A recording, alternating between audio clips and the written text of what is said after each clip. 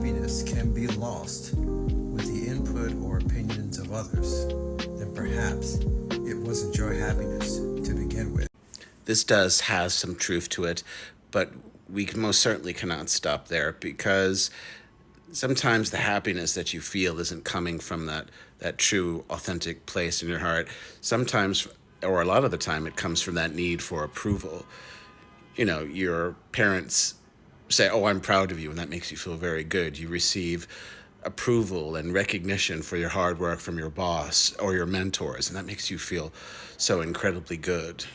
You know, this need to prove yourself, finding it outside yourself, and you reach it, and or you're getting a lot of popularity and affirmation from people, and it's feeling so good, but then it's taken away.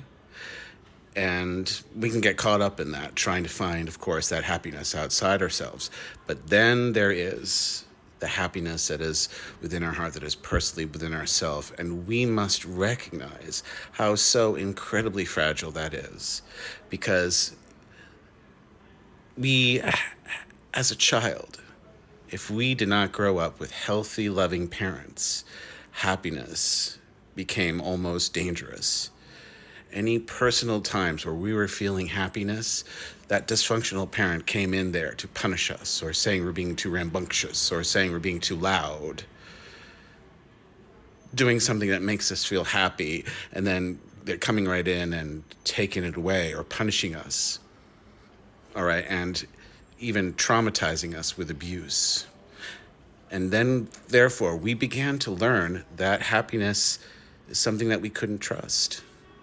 That if we tried to be happy, we immediately were triggered to the danger that happiness could be taken away, so why bother?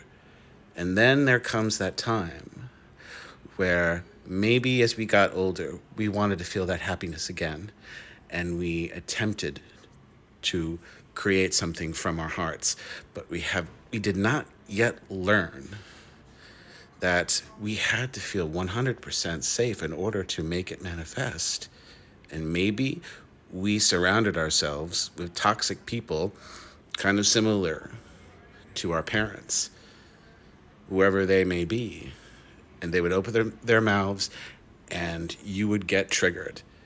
And the pain of that trigger would overwhelm that fragileness of happiness that you were trying to create. And it swallowed it up. Now, that didn't mean that it wasn't really yours.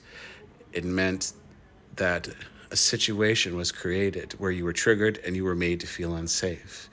And this is why happiness is like planting a seed within all the right conditions. You plant it, you nurture it, you keep the soil fresh, ready to sprout.